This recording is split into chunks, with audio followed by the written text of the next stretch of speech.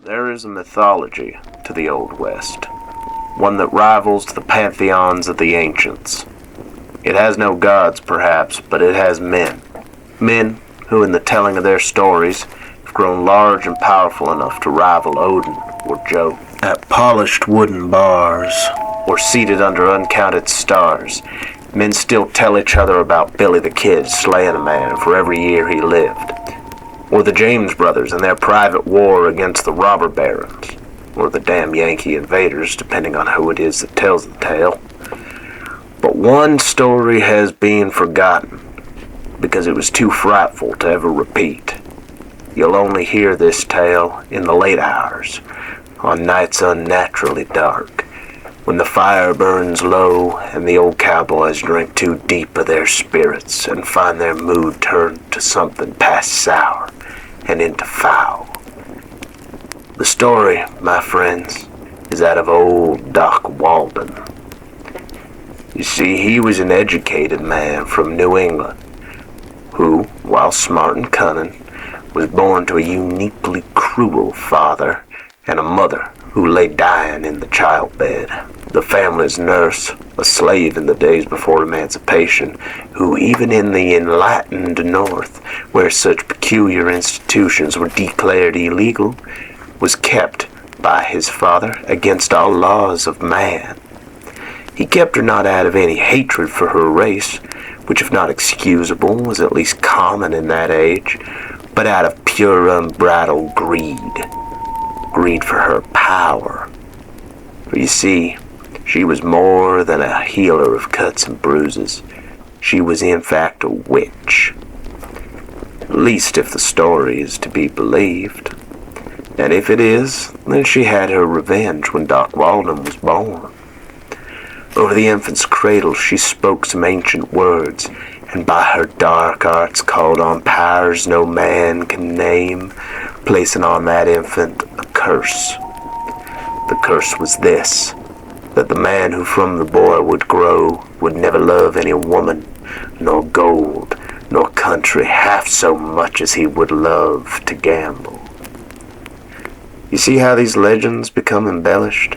A man who lost it all to addiction by no fault other than his own is recast as a tragic hero suffering under some witch's curse.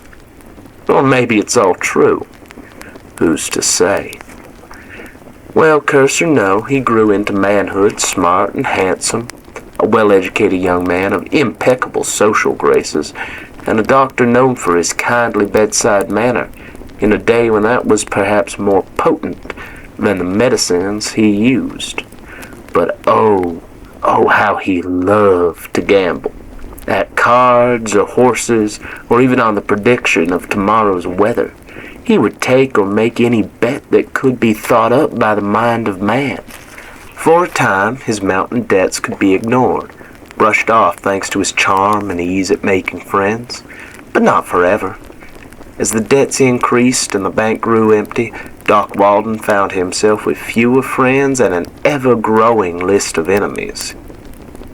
Especially once his penchant for cheating became common knowledge.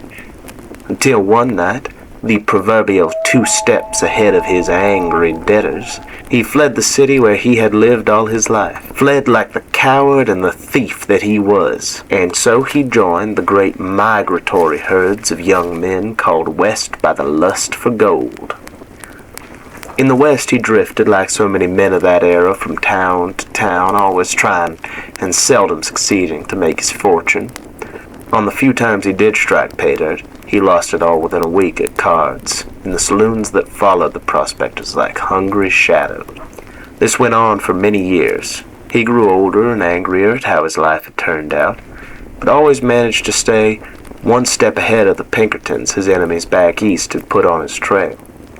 Till one night, in a town whose name time has long forgot, he sat down to play a game of cards. He'd been in this town too long, and the locals already knew he wasn't worth the time to play against, as his money was nearly gone and he had more than once been accused of cheating on the few hands where he had won. But that night a stranger had come into the bar, a stranger willing to play a game of cards with him.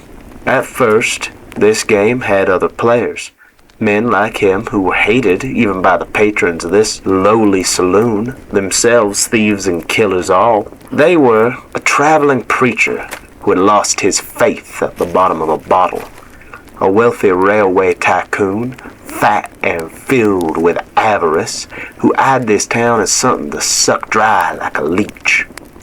And most shocking of all in that time and place, a young black man, a freed slave with cold eyes, who had been accused of the rape of the young daughter of his former master, and fled before the mob could lynch him.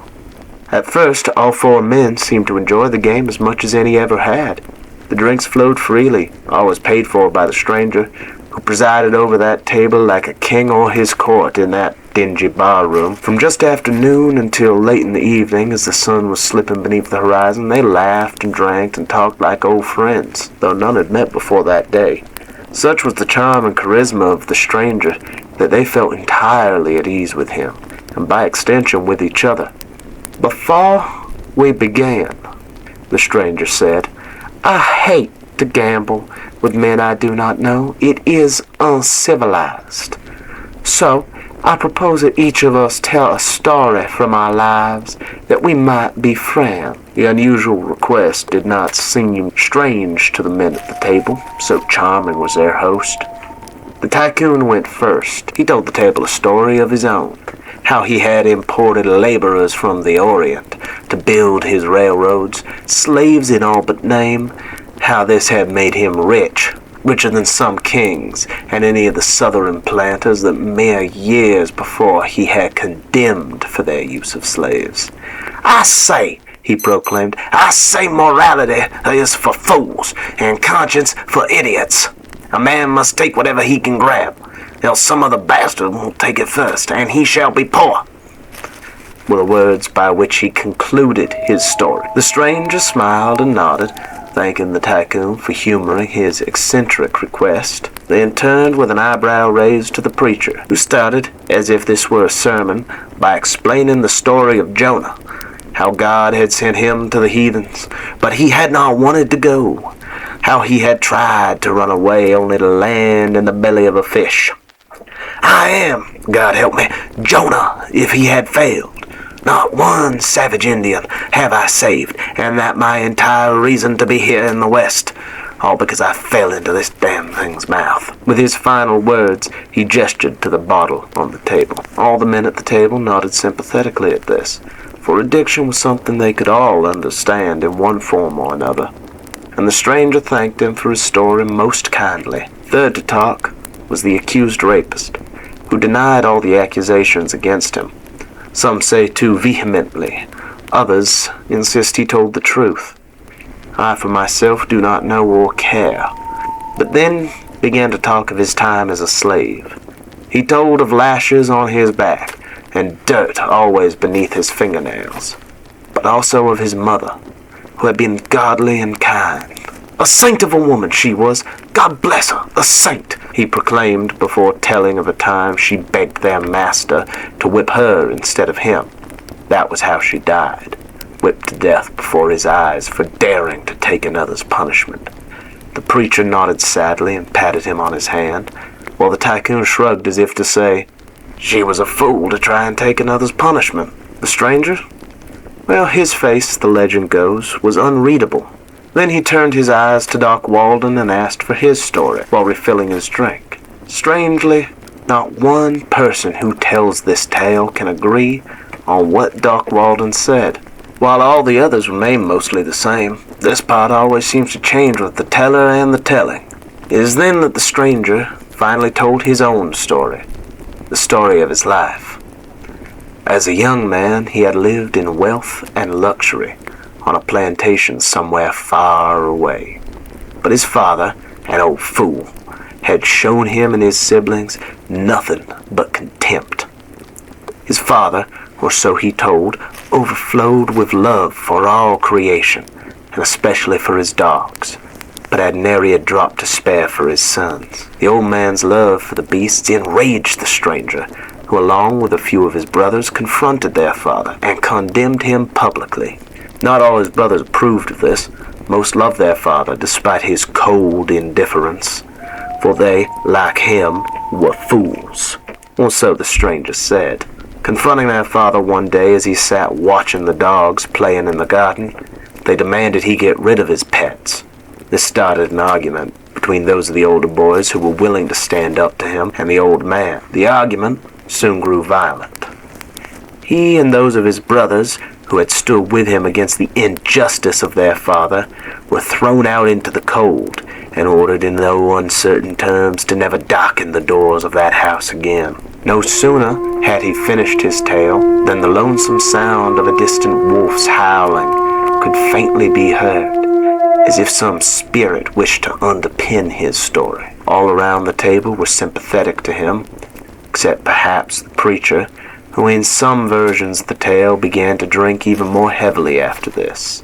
When they finally started their game, laughing and joking as the bottle drained and the money changed hands, it lasted for many hours, and even the other patrons in the bar said, "I have never seen men have so much fun losing money." But all good things must come to an end. The tycoon was the first to cut his losses and quit the game. His business senses translated to cards as well. Eventually, he realized that he stood to gain no money at this table, so he stood and made his farewell before stepping out into the evening. The setting sun was still hot as he opened the doors, and as the legend says, he dropped dead on the side of the road from a heart attack, mere feet from the front door of the saloon.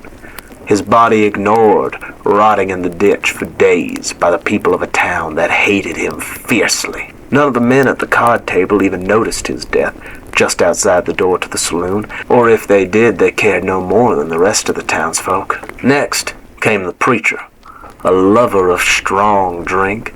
He matched the other men shot for shot, then kept drinking beyond. Perhaps an hour after the sun had set, perhaps a little less, he collapsed. Some say dead then and there, while others contend he died later that night. It matters little and makes no difference to the tale, of course, when he died, only that he... Finally, the accused rapist, who some say claimed the stranger was cheating, to which the stranger shot him dead under the table, while others simply say he cashed in and left the game, never to be seen again. But eventually only Doc Walden was left. Doc Walden, and of course the stranger.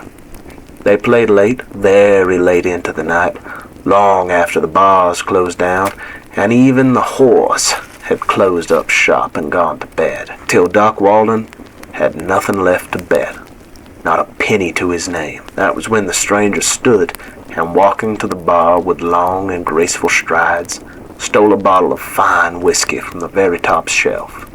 Pouring 2 glasses, he remarked, "You've lost it all, haven't you?" To which Doc Walden replied that he had lost it all before and would again, but never once failed to escape. He said this with bravado, but his greedy eyes never left the piles of money he and the others had lost to the stranger during that game. This the stranger did not fail to notice. Finishing his own drink, he smiled across the table at Doc Walden and asked if he would care to play one more round. The good doctor would have loved to play another round, but he shook his head, saying, "I've got nothing left to bet, nothing at all." But the stranger made him an offer, one final wager. He would put every penny of his winnings back on the table, betting it all on a final hand. This was too good to be true, and deep down Doc Walden knew it.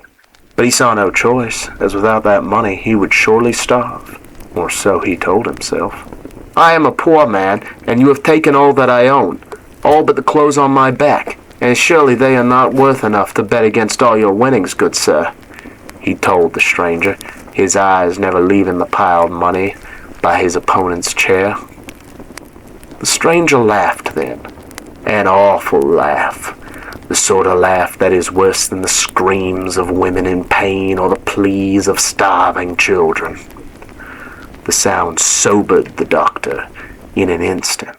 It was then that the stranger explained to Doc Walden that he did have one thing left to wager, one thing all his own that no other man could ever lay claim to. Doc Walden could, if he wished, wager his immortal soul. The good doctor saw the stranger then, really saw him for the first time. He felt the heat licking up from below, and smelt the sulphurous air. For only an instant he wasn't in the bar. Then he blinked, and was back across the table from the stranger. He had seen his face, truly seen it for only a moment, but he had seen it. And he knew all at once he had been sitting there for hours, drinking with the devil. He wanted to turn and leave, wanted to accept his losses and make a vow before God that he would finally change, finally turn his life around and be a better man. But he couldn't. Some say the words his nurse had whispered over the cradle echoed in his mind then, filled him with revulsion. They say the memory came back to him all at once, and for the first time in his sad life everything made sense. Others say he just couldn't quit. After all, he was an addict, wasn't he? The devil shuffled and broke the deck before placing it in front of Doc Walden, and smiling that awful smile told him that it was his turn to deal. The devil might be the prince of thieves and of liars, but he is an angel still, and it is not in his nature to understand just how crafty mortal men can be. And Doc Walden began to deal the cards, careful to use all his powers of legerdemain, learned from years as a gambler and a cheat, to slip the ace he kept in his sleeve into his hand. He won, of course, for cheaters always win, at first. Soon thereafter he woke with the first rooster's call, comfortable in his bed with all the money he had ever lost, not just the day before, but in all his sorry life, stacked higher than he was tall next to the bed. He knew then, though how he could never say, that all his debts were forgotten too, and he was a free man. What he did not know was that the devil knew well he had cheated, knew well and was laughing, for he had already had his revenge. Now, some men, too skeptical for their own good, I think, will tell you that the piles of gold fell on him, crushing him in his bed. But I know better. His skin never wrinkled, his hair never grayed, but his flesh would burn as if in scalding water whenever he ventured outside during the day. His hair, once a warm brown itself, slowly darkened until it was a cold black. As the years dragged on and he passed 50 years of age, then 60, then 70, and so on, he realized that the devil had had the final laugh. For as time rolled by, Doc Walden never aged another day. Slowly, he felt himself grow distant from the world around him. Not all at once, but over many years he became something less than a man. Until one day he wasn't a man anymore. From that day on, he never felt the excitement of lust, or the pangs of hunger, or any of the other joys of life. All he could ever feel from that day on was thirst, deep and dry as the desert sands, a thirst no drink could quench.